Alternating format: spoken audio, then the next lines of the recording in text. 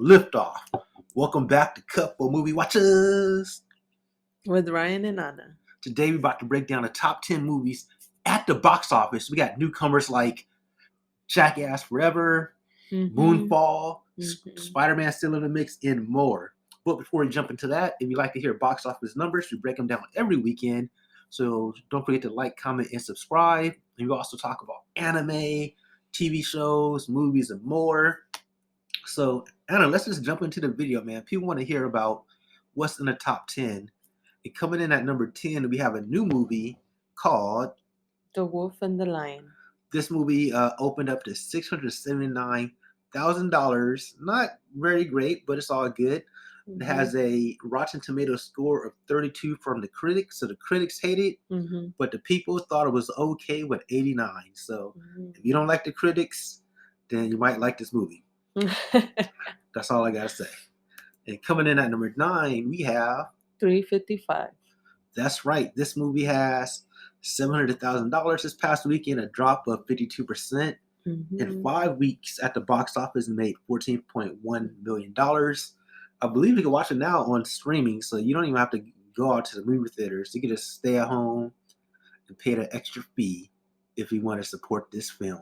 All right, coming up at number 8, we have American Underdog. American Underdog still holding it down at the number 8 spot, making $800K.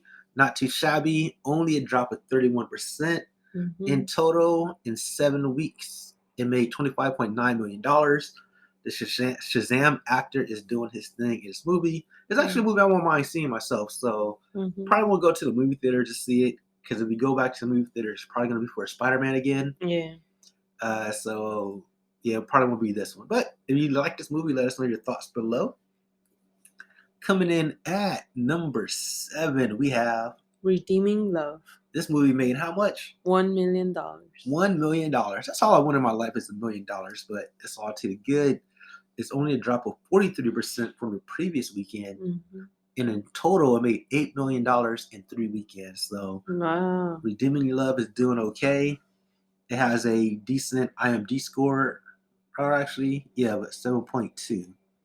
So, and it also has a huge disconnect when it comes to the critics and fans. So if you like critic scores, you're probably not going to like this movie. It has a low critic score, but a high fan score. So one of those disconnects, man. The critics, like, it's rare to get a movie that has like the balance that the critics love and the audience love.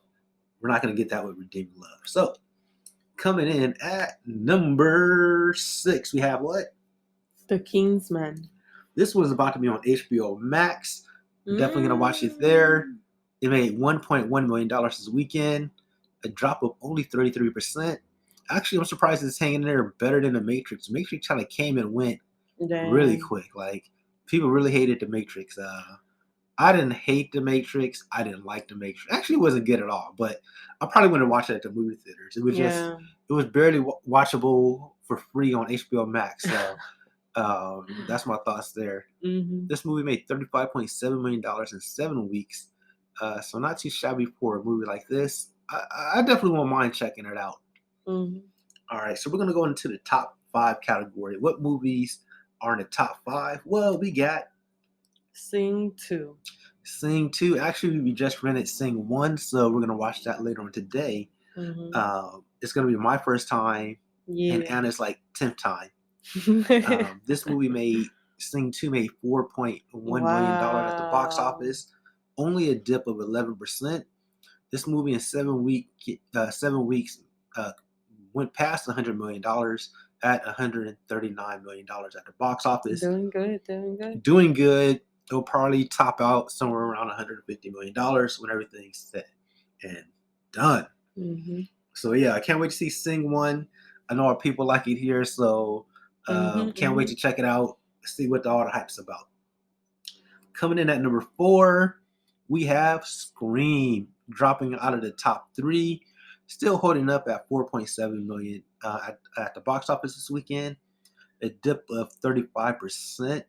In total, in 4 weeks, it made $68.9 million, right?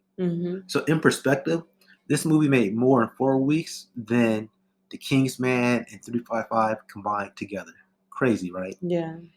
But Scream, I think a lot of people like the nostalgia. As we can see when we break down the top 3 films, you see a lot of nostalgia, except for one.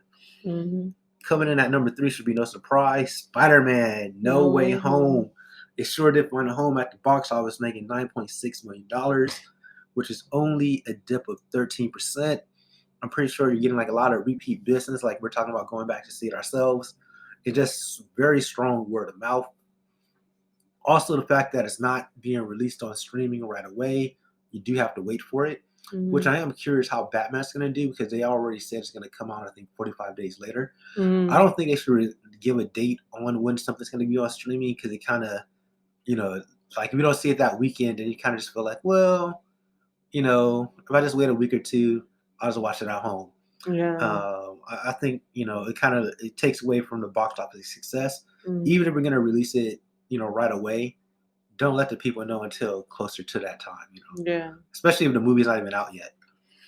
So this movie in total made in 8 weeks $748 million. Spidey is a little under $12 million away, becoming the number 3 highest grossing movie at the domestic box office, beating out Avatar, which is probably going to do within the next week or two. So this is definitely going to be the number 3 movie at the domestic box office because Spider-Man found a way home to our pocketbooks. Coming in at number 2 is actually considered a flop. It's Moonfall with a budget of over $100 million. This movie starred a lot of B and C actors these days. Yes, Halle Berry is not an A-list actor like she used to be. This movie made $10 million.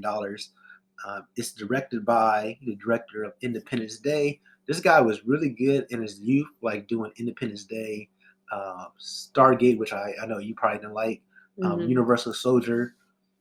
So I thought he did some good work earlier on, but obviously Independence Day 2 sucked. But he also did some disaster film. I feel like he hasn't really grown as a director and as a talent. His skills is so 1990, and he hasn't really progressed with the times. Wow. So that's it, man. Like, we'll see. They said this movie is built for an international audience. We'll see how it plays worldwide. But, this movie is not, people don't really care too much for it. And actually, it's funny. It's actually skewing older. So people 35 and up went to go see it. Oh. But interesting. The younger audience is not really supporting it like a movie like this. It's just a lot of people don't like the visual effects. The critics gave it a 39, and then the people gave it a 69 on Rotten Tomato. So we'll see how I do, man. We'll see what type of legs they have. I thought it actually came out already, but they had like early previews, and people were they never did early previews either because people were down talking it on those early previews. So that probably didn't help. But coming in at number 1, we got your movie. What? Jackass Forever. Man, this movie did excellent with the TikTokers, the youth. They let them know like they were the OGs of this, making $23.5 million at the box office. This movie killed it. I know you love this type of stuff. Well, I grew up watching this with my friend, so I was telling her we should watch it like maybe later on, not right now. Maybe like in a few weeks. Yeah, I just wasn't a fan of this type of humor, but it's just funny to see. Yeah. People getting hurt. People doing what they do. But this movie actually had when you break down the market, so the top markets that really overperformed for this movie was LA. LA is basically the top market all the time when it comes to movies. Phoenix, Sacramento, Denver, San Diego, Vegas. I'm surprised Las Vegas, Portland, Oregon, Fresno, Albuquerque, El Paso, Pittsburgh, and Milwaukee.